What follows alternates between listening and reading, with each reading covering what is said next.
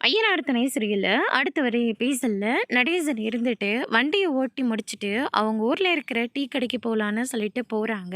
அங்க நடேசனோட எல்லா ஃப்ரெண்ட்ஸும் உட்காந்துக்கிட்டு இருக்காங்க. நடேசன் கிட்ட போயிட்டு, "என்னப்பா இப்போலாம் ரொம்ப சின்சியரா வண்டி ஓட்டுற போல இருக்கு. எங்களை பார்த்தோம் பார்க்காத மாதிரியில போயிட்டுருக்கு.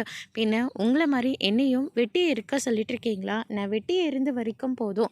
நான் எங்கள் குடும்பத்தை நான் இன்னும் பெரிய லெவலுக்கு கொண்டு போகணும். எங்கள் மருமக ஸ்ட்ரிக்டா சொல்லியிருக்கேன். ஏன்னா, உங்கள மாரி ஆளுங்க பேச விட்டா பேசிக்கிட்டே தான் இருப்பீங்க. நாங்க என்ன பண்ணாலும் ஏதாவது ஒரு வார்த்தை சொல்லிக்கிட்டே தான் இருப்பீங்க. உங்க முன்னாடியெல்லாம் நாங்க வாழ வேண்டாமா? அதனால தான் என் மருமக எல்லார மாதிரியும் நாமளும் மாறணும்னு சொல்லிட்டு, ஒவ்வொரு விஷயமா எங்க எல்லார்கிட்டயும் சொல்லிக்கிட்டே இருக்கு.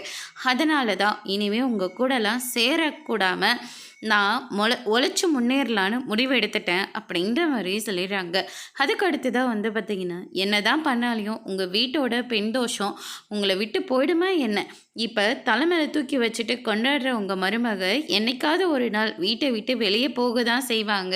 மறுபடியும் போய் கல்யாணத்தை பண்ணி திரும்பவும் கூட்டிகிட்டு வாங்க அப்படின்ற மாதிரி சொல்லிடுறாங்க.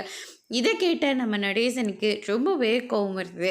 அதுக்கு அடுத்ததாக வந்து பார்த்தீங்கன்னா, உங்கள் எல்லாரும் முன்னாடியும் எங்கள் மருமக இன்னும் என் பையன் சேரன், பாண்டி, பல்லவன் எல்லாருக்கும் கல்யாணத்தை பண்ணி இதே தெருவில் என் பசங்க ஜம்முன்னு வரதான் போகிறாங்க.